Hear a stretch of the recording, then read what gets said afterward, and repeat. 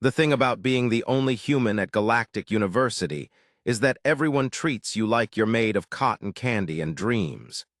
Seriously, on my first day, the admissions officer tried to assign me a personal gravity reducer because they assumed Earth's standard 1G would crush my delicate bones.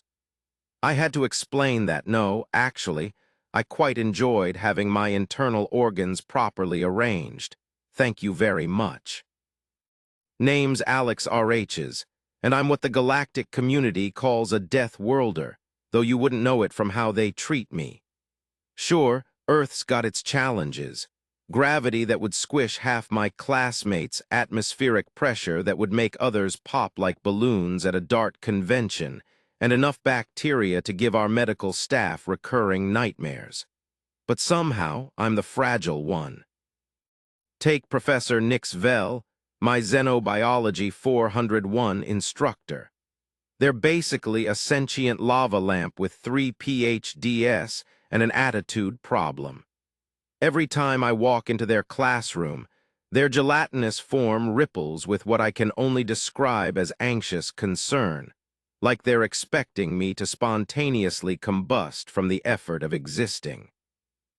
"Ah, student RHs," they burbled during today's class, their voice coming from somewhere within their translucent mass. "Do be careful with the new holo displays. They're calibrated for standard Class 3 planetary environments." I resisted the urge to roll my eyes. "Professor, we've been over this. I'm not going to break from touching school equipment." A concerned ripple passed through their form. Yes, but your species' unique calcium-based support structure, you mean bones, is rather primitive and susceptible to trauma." From across the room, VX let out a sound like sandpaper scraping against metal, their version of a smug chuckle. Picture a walking silicon crystal with an ego the size of a small moon, and you've got VX. Perhaps student RHs should observe from behind a protective barrier. I've read that humans require constant environmental controls to survive. "That's a space suit, you geometric gossip," I muttered, sliding into my seat. "And I only need one when I'm in, space." Zephyr, a crystalline being who somehow managed to be less dense than VX despite literally being made of living crystal, chimed in with their bell-like voice. "Is it true humans have to shut down for 8 hours every day just to prevent system failure? It's called sleep, and bold of you to judge when you spend 3 days a week in photosynthesis mode." The only one who didn't regularly treat me like I was about to shatter was Mio, a fuzzy empath who looked like someone had given sentience to a dryer's lint trap. They bounced excitedly in their hover seat next to me, their fur rippling with genuine curiosity rather than condescension. Alex, I watched more of those Earth nature documentaries you recommended, the ones about your world's microfauna. Those tardigrades are absolutely fascinating, though I'm a bit concerned about how close the camera crew got to such dangerous megafauna. I didn't have the heart to tell them that tardigrades were microscopic. Let them keep thinking Earth's most resilient creature was the size of a public transport pod. It was kind of adorable. Professor Nix's form coalesced at the front of the classroom, their educational credentials floating in suspended animation within their transparent body. Show off. "Class, today we begin our unit on evolutionary adaptation and natural predators. Each student will present on their home world's most formidable hunter, examining the environmental pressures that shaped their development." A ripple of excitement passed through the class. Well, literally through some of them. We've got a lot of semi-corporeal beings here at GU. "Student RHs," the professor continued, their tone dripping with what they probably thought was kindness but came across as patronizing. "Given Earth's relatively sheltered environment, you may choose to present on one of your world's less threatening creatures, perhaps one of those endothermic comfort companions your species keeps. You mean a cat, if you're comfortable discussing such an apex predator." I slouched in my seat, a smile tugging at my lips. Oh, this was going to be fun. Because while my classmates were busy assuming Earth was some sort of cosmic petting zoo, they'd completely overlooked one tiny detail. Our planet is mostly ocean, and what lives in those oceans would give their entire species collective trauma. Time to introduce them to the concept of sharks. But first, I had to sit through everyone else's presentations, which meant another few hours of being treated like I might faint at the mere mention of natural selection. Just another day at Galactic Way, where being human meant being the galaxy's most coddled apex predator. You ever watch a train wreck in slow motion? That's basically what the next week of class was like, except instead of a train, it was my classmates' egos about to collide headfirst with reality. One by one, they stepped up to present their home world's most dangerous predators, each more dramatic than the last. VX went first, because of course they did. Their crystalline forms sparkled under the classroom lights as they projected a hologram of what looked like a sentient mountain with teeth made of diamond. "Behold the silicrender," they announced, their voice grating with pride. "It can consume entire geological formations in seconds." "Fascinating," Professor Nix rippled appreciatively. "And how many sentient beings has it consumed?"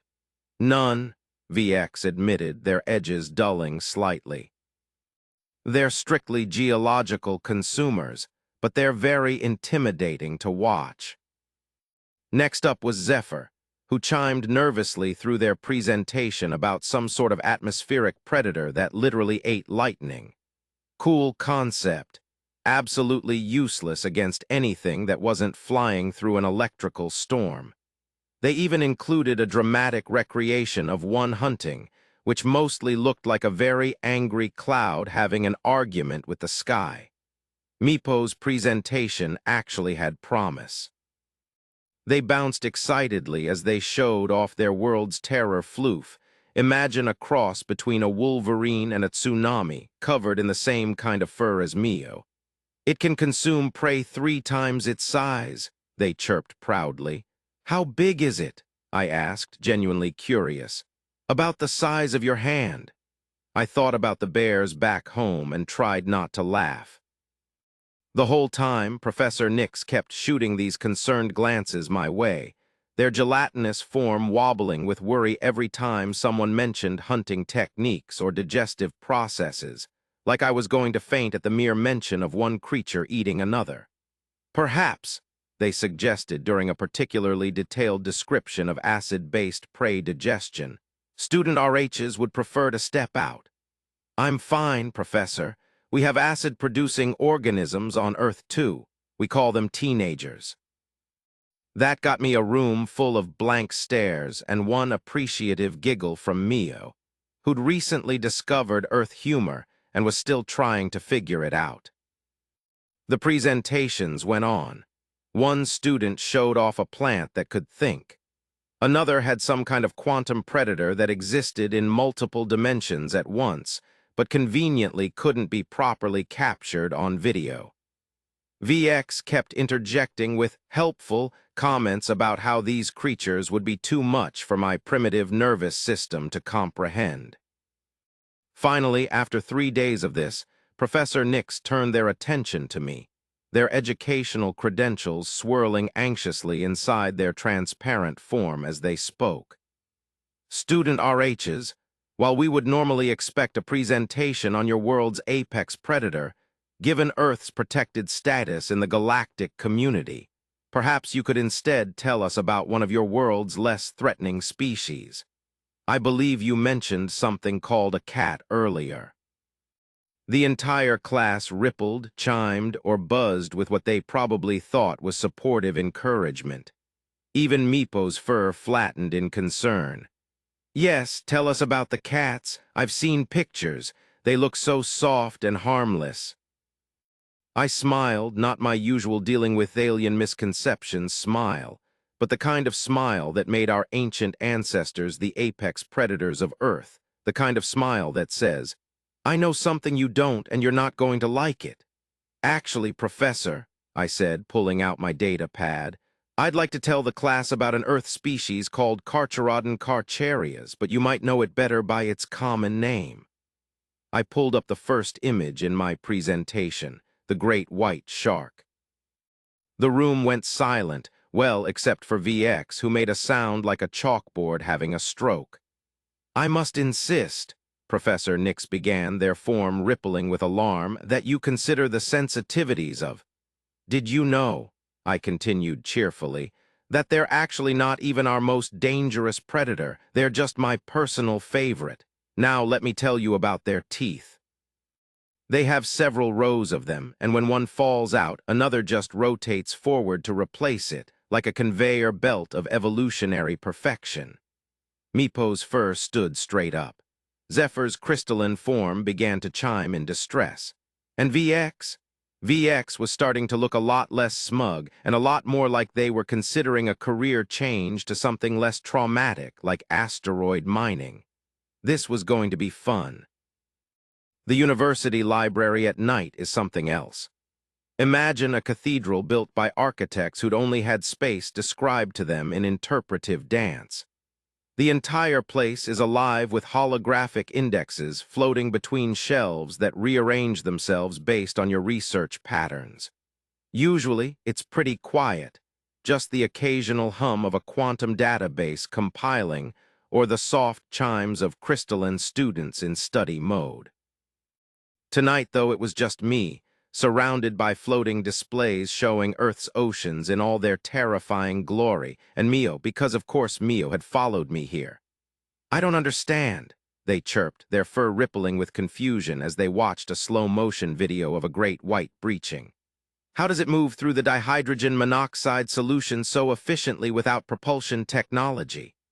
It's called swimming, I explained, pulling up another hologram, and it's water, Mio. You can just call it water. But it's a liquid at room temperature, a naturally occurring liquid that covers most of your planet, and you say things live in it. About 80% of Earth species, yeah. Meepo's fur went completely flat. Your species evolved on a death world covered in liquid death, populated by creatures that have evolved to thrive in liquid death, and somehow we're the ones treating you like you're fragile. Finally, someone gets it. I grinned, queuing up my favorite part of the presentation. Want to see something really cool? This is how they hunt seals. The hologram showed a great white approaching from below, accelerating upward with the kind of predatory grace that makes other apex predators reconsider their career choices. Mio made a sound like a squeaky toy having an existential crisis. That's beautiful, they whispered, their fur now cycling through what I recognized as their species' equivalent of awe and terror. Terrifying but beautiful. Do the others know about this? Not yet, but they will tomorrow. I adjusted the presentation sequence, making sure to include the tooth replacement footage that had made Mio briefly lose control of their fur pigmentation. Hey, want to help me with something? I need someone to film the class reaction. Meepo's fur rippled with excitement. The one where it launches itself completely out of the water again. Please tell me you're showing that one. Oh, I'm showing all of them, including the pack-hunting footage. They hunt in groups. Meepo's voice went up an octave. Like synchronized liquid death. Sometimes, but wait until you see what happens during a feeding frenzy. We spent the next few hours going through my presentation. Mio asked approximately 8 million questions, each more horrified and fascinated than the last. They were particularly stuck on the concept of sharks being older than trees, which led to a whole tangent about Earth's evolutionary history that ended with them staring at their own fur as if questioning every life choice that had led to this moment. Alex, they said finally, as I was putting the finishing touches on my presentation, you know this is going to completely destroy their understanding of the universe, right? That's kind of the point. VX might actually shatter. Literally, their species does that under extreme stress. I know, I already filled out the cleanup request form. Meepo's fur rippled with what I'd learned to recognize as their version of laughter. You really prepared for everything, didn't you? Well, when you're from a death world, you learn to be thorough. I pulled up one final hologram, this one showing a size comparison between a great white and the average alien species represented in our class. Besides, they wanted to learn about Earth's predators. It would be rude not to give them the full educational experience. Professor Nix is going to have a phased transition, also covered in the cleanup request form. As we left the library, Mio bouncing alongside me with their fur still cycling through various shades of amazement and horror, I couldn't help but feel a bit proud. Tomorrow, my classmates would finally understand why humans weren't just surviving on a death world. We were thriving there. And if a few crystalline beings had to be swept up afterward, well, that's just part of the learning process. Have you ever had one of those moments where you know you're about to change everyone's worldview forever? That's how I felt walking into class the next day. Mia had positioned themselves strategically in the back row, recording device ready, their fur practically vibrating with anticipation. Professor Nix's form rippled uncertainly as I approached the presentation area. Student RH's one final time, I must suggest that perhaps a less intensive subject matter. Professor, I interrupted politely, you asked us to present our world's predators. I'm simply following the assignment parameters. I paused for effect. Unless you're suggesting that humans are too fragile to handle our own planetary biology. Their educational credentials swirled in agitation. Checkmate. Very well, they burbled reluctantly. Please proceed. I pulled up my first hologram, a simple size comparison chart. Let's start with some basic facts. The great white shark can grow up to 6 meters in length, roughly the size of Professor Nix's classroom podium. VX made a dismissive sound. Size is hardly an indicator of predatory prowess. My silicrenders can move at speeds up to 56 kilometers per hour, I continued smoothly, in a liquid environment. The room went quiet. Even Zephyr stopped their usual background chiming. But what makes them truly remarkable isn't their size or speed, it's their evolutionary perfection. I switched to the next hologram, a detailed anatomical scan. You see, sharks have existed on Earth for over 450 million years. That's longer than trees have existed. They survived multiple mass extinction events that wiped out nearly all life on our planet. Why? Because they're perfect at what they do. Professor Nix's form had started to lose cohesion around the edges. Student RH's, perhaps we should. Let's talk about their teeth. I zoomed in on the jaw structure. They have multiple rows of serrated teeth, each designed to rip, tear, and saw through prey. When they lose a tooth, which happens frequently, a new one rotates forward to replace it. Some sharks can go through up to 50,000 teeth in their lifetime. VX's crystalline surface had developed several stress fractures. But the really interesting part is their hunting technique. I queued up the breach footage. You see, great whites are ambush predators. They patrol beneath their prey, almost invisible in the water, and then... The hologram showed a great white launching itself completely out of the water, a seal in its jaws.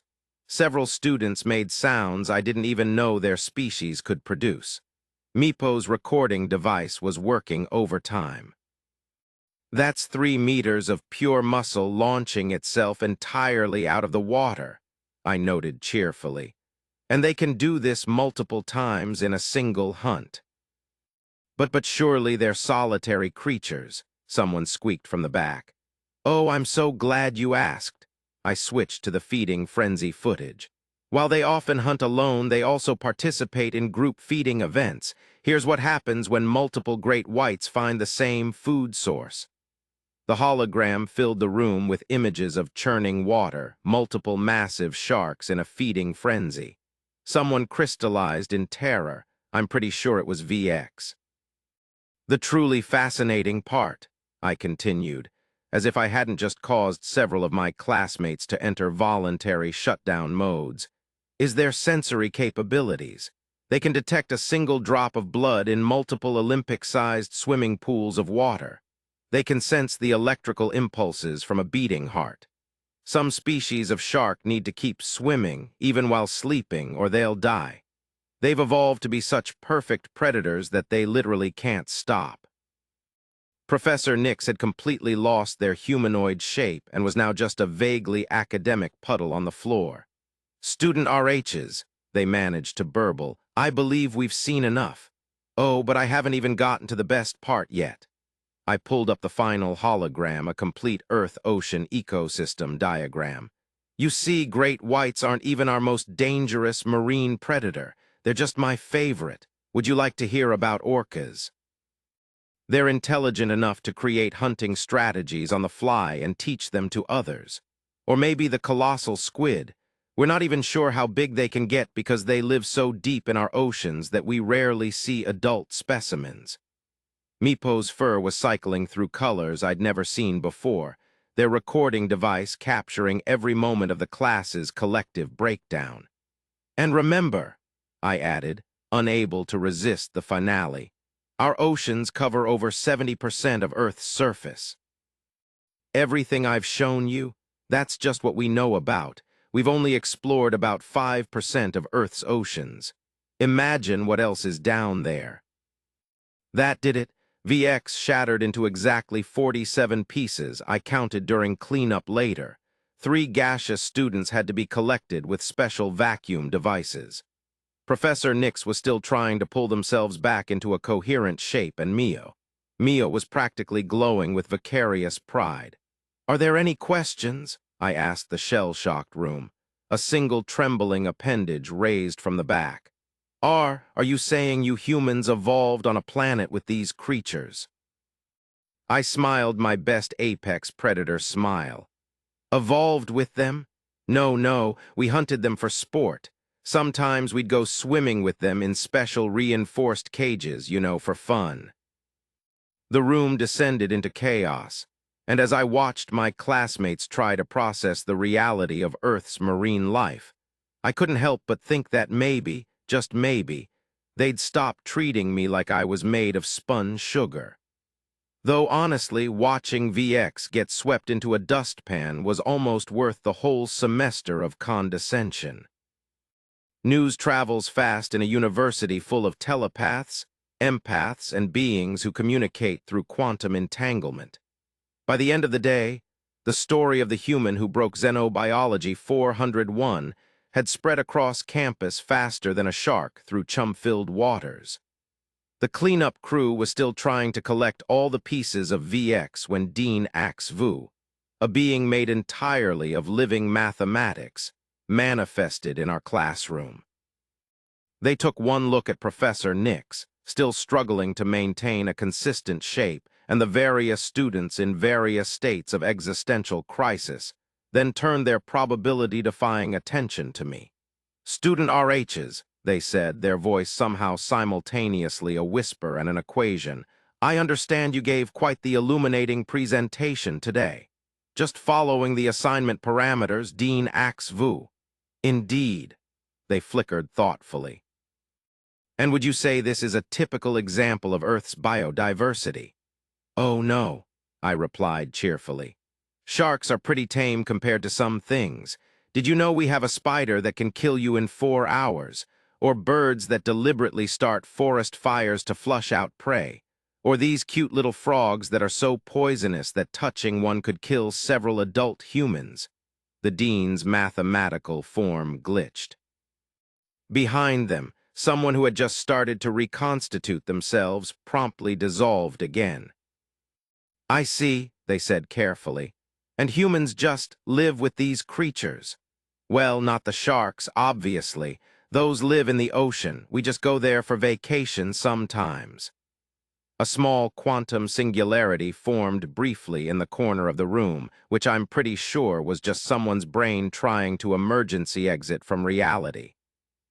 Mio, still recording everything with the dedication of a documentary filmmaker who'd stumbled onto the story of the century, bounced over, their fur having settled into a pattern that somehow managed to convey both absolute terror and complete admiration.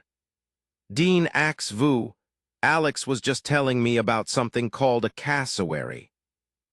It's like their version of our terror floof, except it's taller than a human and can disembowel you with a single kick, and humans consider them one of their less dangerous animals. Isn't that fascinating? The dean's form flickered in what might have been concern or existential dread, hard to tell with living mathematics. Perhaps, they suggested, we should consider revising our classification of Earth in the Galactic database. All right, I added, as if just remembering, we should probably update the entry about Earth's oceans too. You know those giant squid I mentioned? We thought they were myths until fairly recently. Makes you wonder what else is down there, doesn't it? Professor Nix, who had finally managed to achieve something approaching their usual shape, promptly lost cohesion again. The dean turned to address what remained of the class. In light of today's revelations, I believe we should adjourn early. Maintenance will continue collecting student VX, and counseling services are available for anyone experiencing reality adjustment difficulties. What about tomorrow's class? Someone asked weakly from behind an emergency shield generator. I believe, the dean said with the careful precision of someone reconsidering every interaction they'd ever had with a human. We should take some time to process this new information and perhaps update our emergency protocols. As the room slowly emptied, some students floating, others rolling, a few having to be gently scooped into containment vessels, Mio stayed behind, still filming. Alex, they chirped, their fur rippling with curiosity. You said sharks weren't even your most dangerous predator. What is? I grinned. Ever heard of a honey badger? The dean, who had been about to leave, suddenly developed several mathematical errors in their form. Perhaps, they suggested hastily, that's a discussion for another time. But Mio was already pulling up the university xenobiology database, their fur practically glowing with enthusiasm. Tell me everything. Behind us, Professor Nix finally gave up on maintaining physical form and just let themselves drain into a nearby collection basin. The cleanup crew, now expert in handling traumatized faculty, began the delicate process of decanting them into a portable containment unit. I looked at the chaos around us, the scattered crystalline fragments of VX waiting to be reassembled, the faint scorch marks from where several gaseous students had panic-vented, the small temporal anomalies from where others had tried to nope their way into alternate dimensions, and felt a deep sense of satisfaction. Maybe now they'd stop trying to put warning labels on my coffee. It's amazing how quickly things can change. One minute, you're the fragile death worlder everyone's afraid will break, and the next, you're the death worlder everyone's afraid will introduce them to more Earth wildlife. The university had to create a whole new classification system just to deal with Earth's biosphere. They're calling it designation. Nope. VX eventually got reassembled, though they developed an interesting habit of taking alternate routes to class whenever they saw me coming. Their crystalline structure would start showing stress fractures every time someone mentioned large bodies of water. On the plus side, they finally stopped making comments about my primitive biology. Professor Nix recovered too, though they never quite managed to maintain their usual perfect geometric form during my presentations after that. They did, however, start offering a fascinating new course, Survival Strategies for Dealing with Terrestrial Biology. I'm told it's already oversubscribed for the next 3 semesters. The biggest change came from the dean's office. They updated Earth's classification in the Galactic database from protected habitat, handle with care, to extreme caution. Everything there is trying to kill you. They also added a special note. Native inhabitants may appear deceptively fragile. This is a lie. They swim with their predators for fun. Mio became something of a celebrity after their recording went viral across the quantum net. They started a whole series, Earth, A Survivor's Guide to Death World Biology.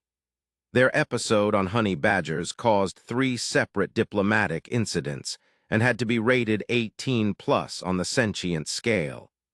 As for me, well, I got promoted to teaching assistant for the newly created Earth Studies department. Turns out, there's a lot of interest in learning about a planet where the dominant species invented parkour just because regular running wasn't exciting enough. The university had to implement new safety protocols for my lectures. Apparently, showing footage of humans free climbing cliffs or swimming with great whites is considered potentially traumatic content for most species. I had to sign a waiver promising to warn students before displaying any videos of extreme sports. But why, one student asked during a lecture on human recreational activities, why would you deliberately put yourselves in danger for fun? I thought about trying to explain adrenaline junkies and extreme sports and humanity's endless quest to push boundaries. Instead, I just smiled and pulled up a video of wingsuit flying. 3 students had to be excused from class. The rest watched in horrified fascination.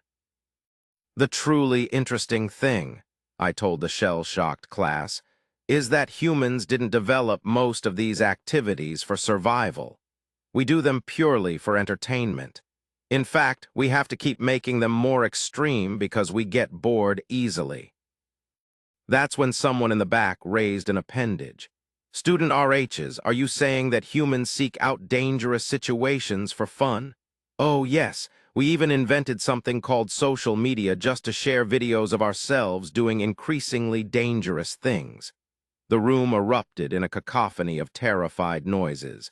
Someone started a petition to reclassify humans as existential terror, approach with respect. It's currently gaining traction in the Galactic Senate. But the best part: nobody tries to help me carry my books anymore, though I do occasionally catch some of the braver students watching me with a mixture of terror and awe, especially after I mention that time I went skydiving. Mio's still following me around with their recording device, working on their latest documentary. Humans, the species that looked evolution in the eye and said, "Hold my beer." It's already been preemptively classified as psychological horror in 3-star systems.